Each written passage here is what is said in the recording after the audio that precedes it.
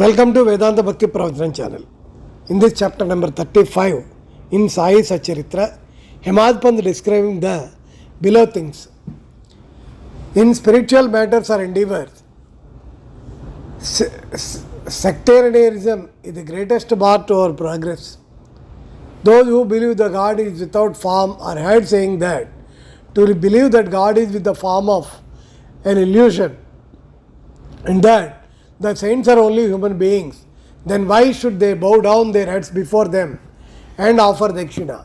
Persons belonging to other sects will also raise objections and say, why should they bow and offer allegiance to other saints leaving their own gurus? Similar objections regarding Sai Baba were heard before and even now. Some said that when I went to Shirdi, Baba asked for dakshina from them. Is it good that saints should collect money in this fashion? If they do so, where is their sainthood? But there are many instances where men went to Shirdi to scoff but remained there to pray. Two such instances are given below. Kaka Mahajani's friend. A friend of Kaka Mahajani was a worshipper of Nirgun, God without form, and was averse to idolatry. Out of curiosity, he agreed to go to Shirdi with Kaka Mahajani on two conditions: that he would neither bow down to Baba nor pay him any dakshina. Kaka agreed to these conditions. Then they both left Mumbai on Saturday night and reached Shirdi next morning. As soon as they put their feet on steps in the masjid, Baba, looking at the friend from a little distance, addressed him in sweet words as follows: "Oh, welcome, sir." The tone in which he uttered these words was very peculiar one. It exactly resembled the tone of the friend's father. It reminded him of his departed father and sent a thrill through his body.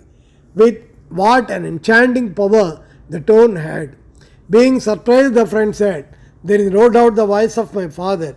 Then he at once went up and, forgetting his resolution, placed his head upon Baba's feet.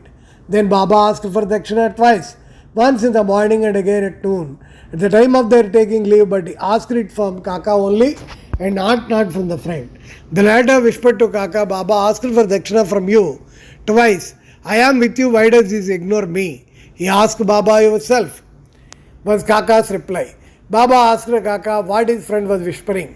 Then the friend asked Baba himself whether he should pay any dakshina. Baba replied, "You had no mind to pay, so you were not asked. But if you want to pay now, you may." Then the friend paid 17 as dakshina, the same amount that Kaka paid. Baba then addressed him with a few words of advice: "You destroy the Telis wall between us so that we can see and meet each other face to face." Then Baba allowed them to leave. Though the weather was cloudy and rough, Mumbai they reached safely.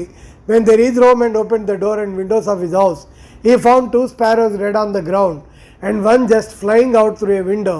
He thought that if he had left the windows open, two sparrows would have been saved, but thought again that had met their lot, and that Baba sent him back soon just to save the third sparrow.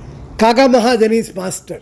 Kaka was the manager in the form of Thakkar Dharmasetti Jatabhai, a solicitor of Mumbai. Both the master and the manager were on intimate terms. Mr. Thakkar knew that Kaka would often go to Shirdi, stay there for some days and return. When Baba permitted him, out of curiosity, Mr. Thakkar decided to go to Shirdi with Kaka during Shimga holidays. As Kaka's return was uncertain, he took another man with him for his company. The three started together and Kaka bought 2 seers of raisins on this way for presentation to Baba. They reached Shirdi in due time and went to the masjid for darshana.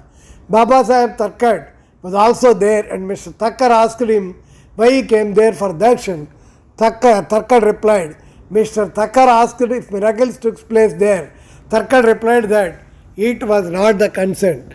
The earnest intentions of bhaktas were satisfied here.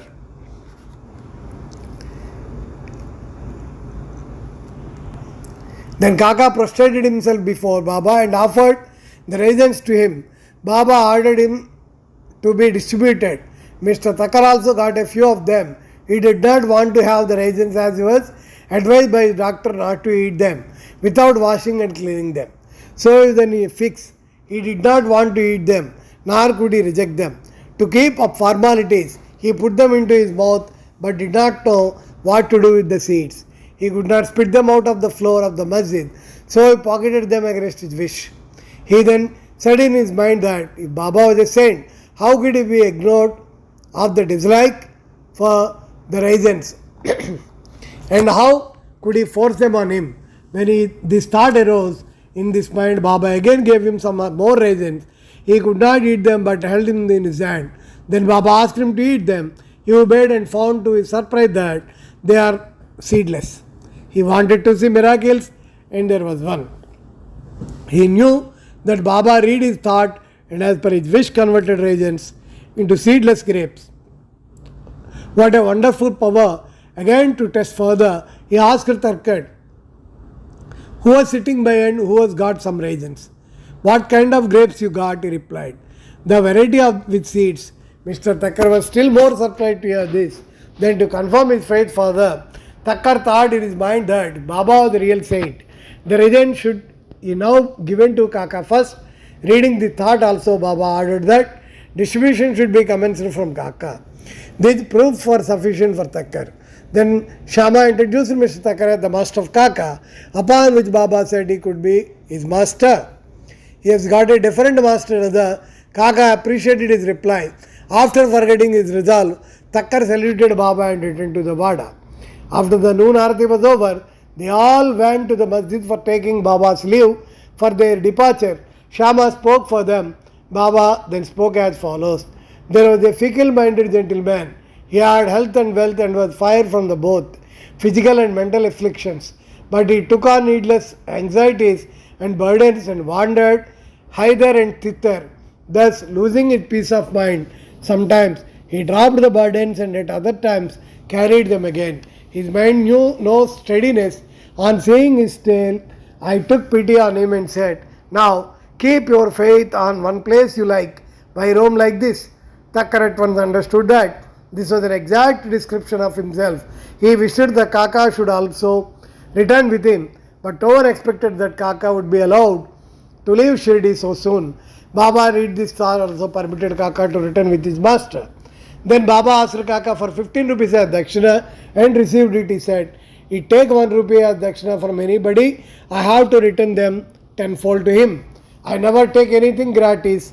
I never ask anyone indiscriminately. I also take from him whom the fakir points out. If anyone is indebted formally in the fakir, dakshina is received from him. The donor gives, sows his seeds only to reap a rich harvest in future. Wealth should be the means to work out dharma. It is used to professional enjoyment. Is it wasted? Unless you are given it before, you do not get it now. So the best way to receive is to give. The giving dakshina advances vairagya and thereby bhakti and jnana. Give one and receive tenfold.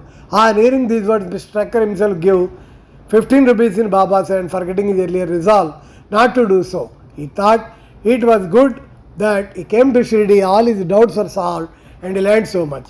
Baba's skill in handling such cases was unique, though he conducted all that, was totally non-attached to them. Whether anybody saluted him or not, or whether anybody gave him dakshina or not, all was same to him. He felt in no pleasure if he was worshipped and felt no pain. If he was disagreed, he had transcended the pains of opposites, pleasure and pain. Insomnia case. And Kshatriya Prabhu Jatilma of Bandra suffered from insomnia for long. As soon as he lay down for sleep, he departed.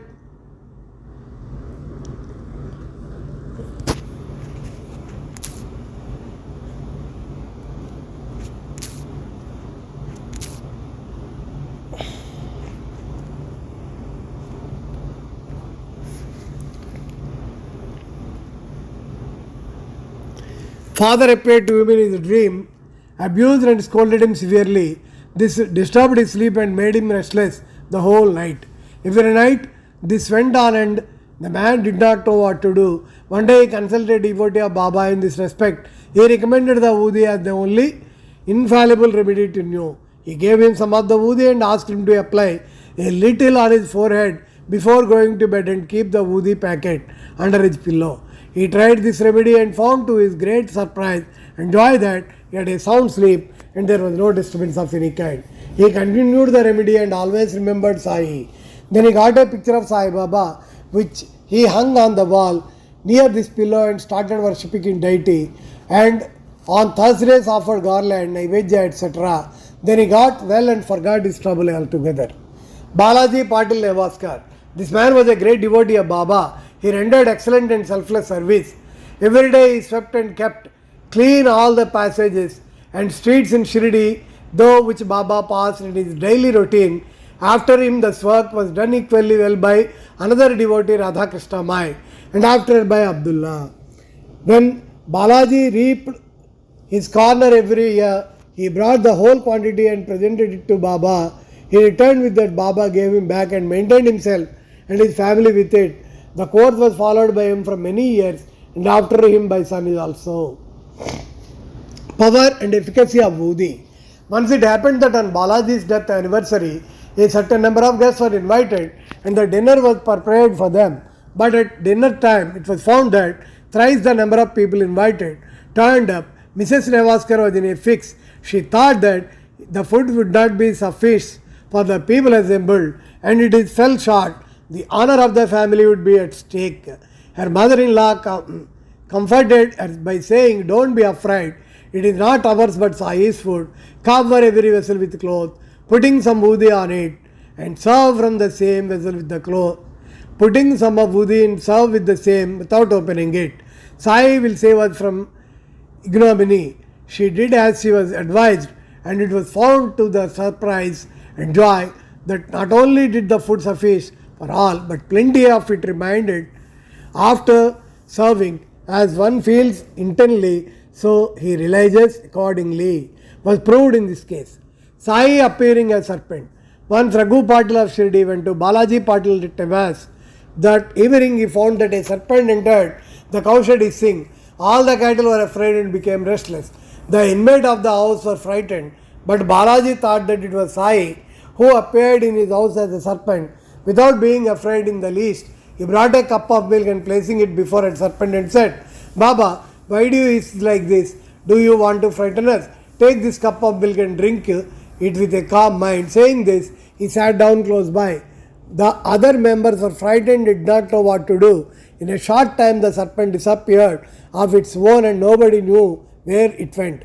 It was not found, though a thorough search was made in the cowshed. Balaji had 2 wives and some children. They sometimes went to Shirdi from Nevas for taking Baba's darshan. Then Baba bought saris and other clothes which were given to them with his blessings. Bow to Sri Sai. Peace be to all.